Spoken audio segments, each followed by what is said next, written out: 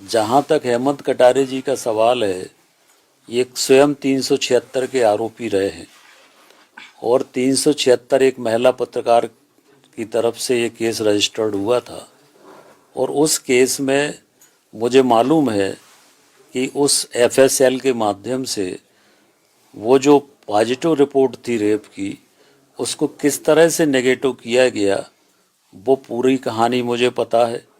वो भी मैं सामने लाऊंगा कि कैसे वो नेगेटिव रिपोर्ट हुई। इसकी पुनः जांच के लिए भी मैं लिखूंगा।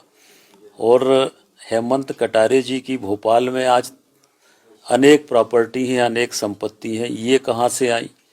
हेमंत कटारे जी का जो आईएसबीटी पर पेट्रोल पंप है, उस पेट्रोल पंप के आजू बाजू में जो झुग्गी झोपड़ियाँ हैं, उन झुग्गी झोपड़ियों में इनके भाई योगेश कटारे के संरक्षण में गांजा बेचा जा रहा है, ब्राउन शुगर बेची जा रही है, तमाम तरह के नशीले पदार्थ बेचे जा रहे हैं। इनके खुद भाई के ऊपर, योगेश कटारे के ऊपर 35 आपराधिक प्रकरण है और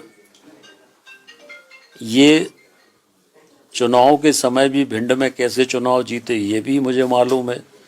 भोपाल से अपराधियों को ले जाकर बूथ कैप्चरिंग करके ये इन्होंने चुनाव जीता।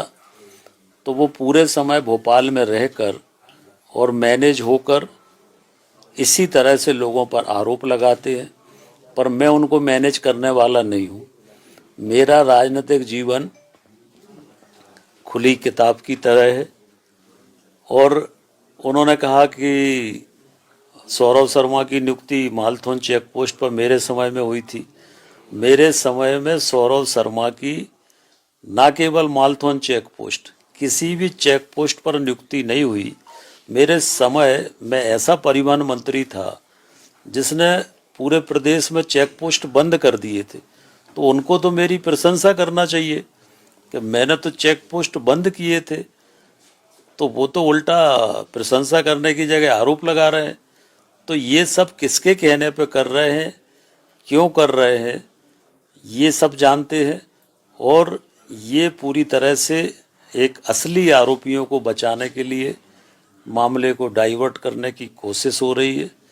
और हेमंत कटारे जी से मुझे प्रमाण पत्र लेने की ज़रूरत नहीं है। शायद उनको मेरे पारिवारिक इतिहास की जानकारी नहीं है, मेरी पैतृक संपत्ति की जानकारी शायद उनको नहीं है, और इसलिए उनने इस तरह की बात की। हमारे पिताजी ने 25 एकड़ ज़मीन जिसकी कीमत 500 करोड़ है, मंदिर के लिए दान दी है। तो जिसके पिता 25 एकड़ मंदिर के लिए दान 500 करोड़ की ज़मीन दे रहे हैं, वो क्या ऐसे ये इस तरह की गंदगी करेगा क्या? तो ये पूरी तरह से मैनेज होकर ये पत्रकारिता की है। हम इसकी खिलाफ मानहानि भी करेंगे। और ये क्यों हो रहा है, इसके पीछे कौन है, ये सबको मालूम है। और कैसे कैसे मैनेज होते हैं ये भी मुझे पता है, और इसमें भी कैसे मैनेज हुए वो भी मुझे पता है। और इस